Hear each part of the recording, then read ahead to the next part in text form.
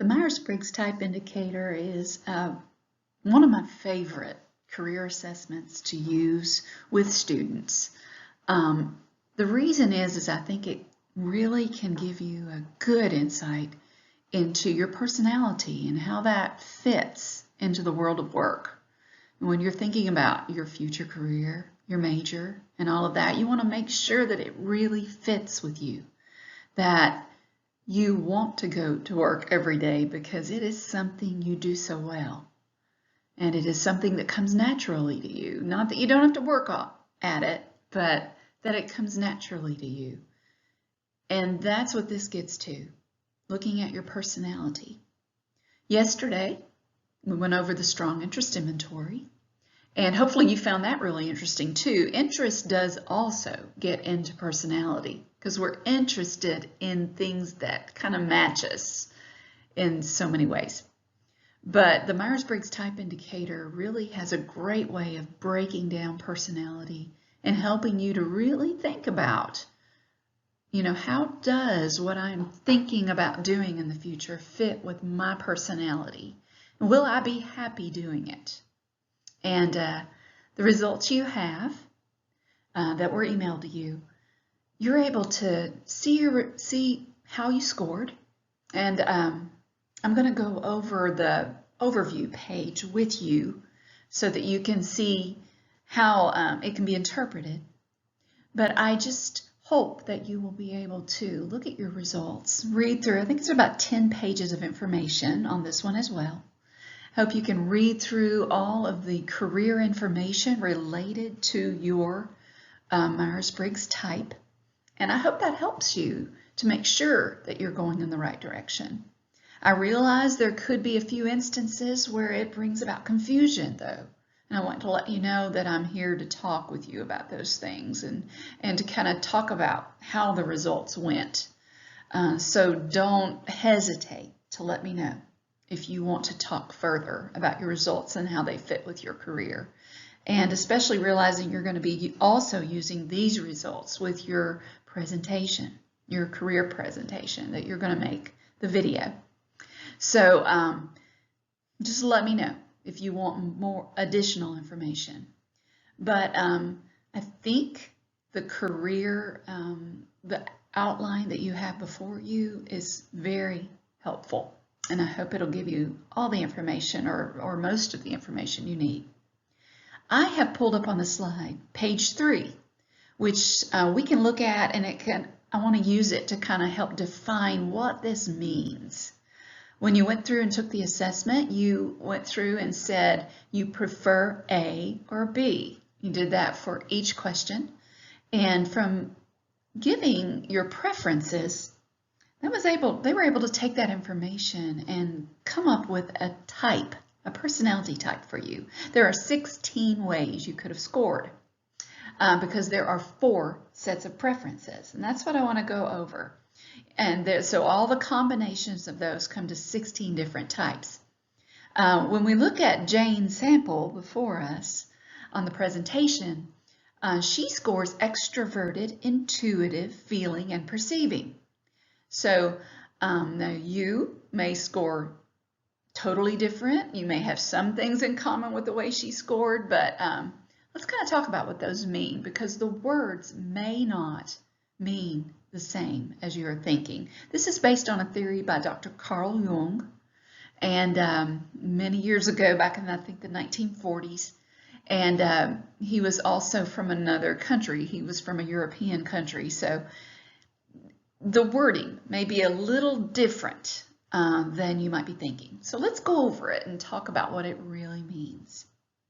When you look at the first set of preferences, extroversion and introversion, you're looking at, where do you get your energy?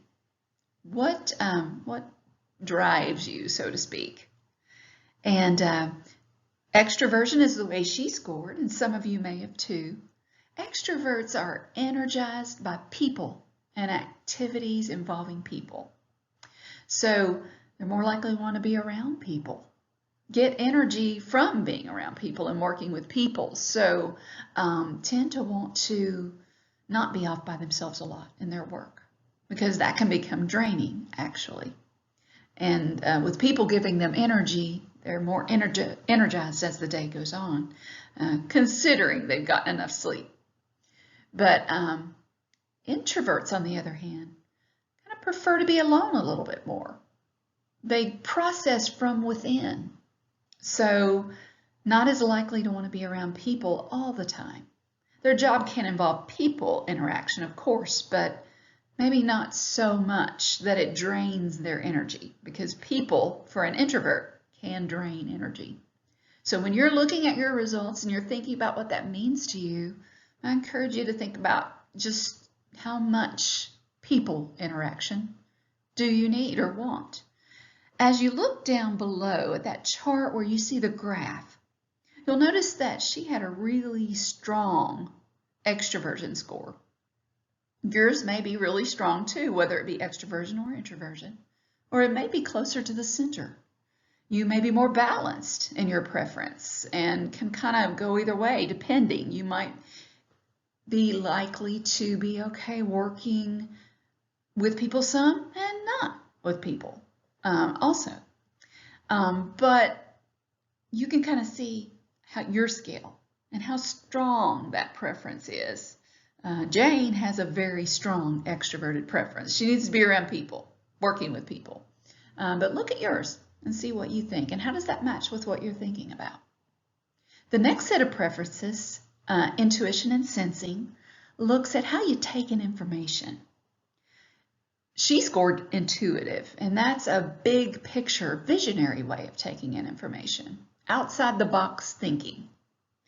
Sensors, on the other hand, are more likely to want to take in information by being able to put their finger on it, have it right in front of them, and being able to be in the moment with that information.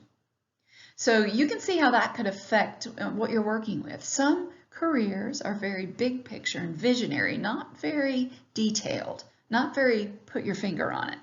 Whereas other careers are you're more likely to be able to be in the moment with what you're doing. Sensory, maybe even physically involved with what you're doing sometimes. Whereas an intuitive is maybe more in the head in what they're doing. So out there in the future, trying to look at a vision. So think about your career again, how you scored there. Look at the chart below. How strong is that preference? If it's toward the center, you have some options there of going either way.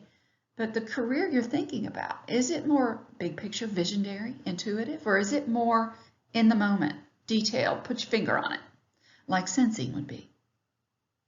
The next set looks at feeling and thinking. Jane scored feeling. Now her score, if you look at the chart below, it's not that strong of a feeling score. She's kind of closer to the middle on that. It's slight. So yeah, she wants to, as a feeler, she wants to help people. She wants to make a difference, use her feelings in what she does.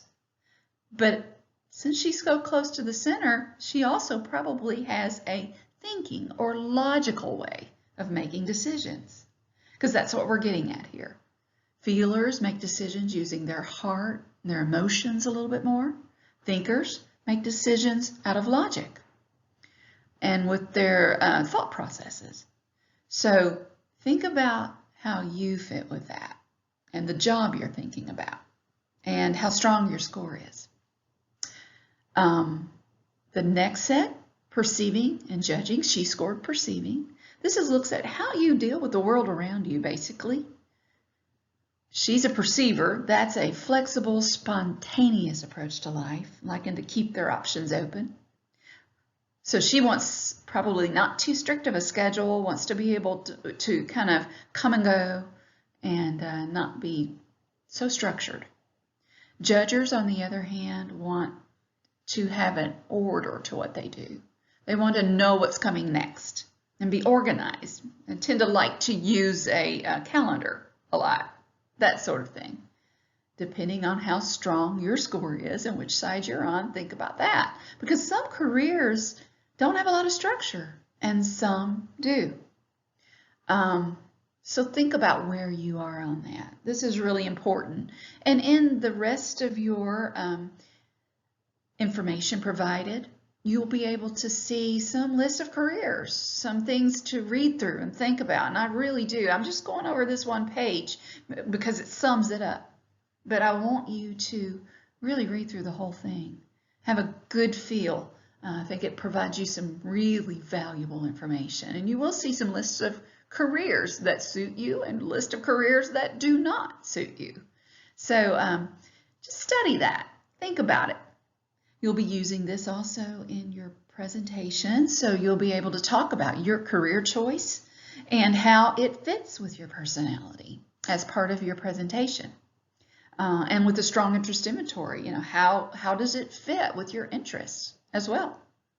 So we'll be talking about that more as time goes on, but I hope that you find the Myers-Briggs Type Indicator and the strong interest inventory very helpful in, as you think about your future and where your career is going to take you and how it fits with you. Hope that was helpful.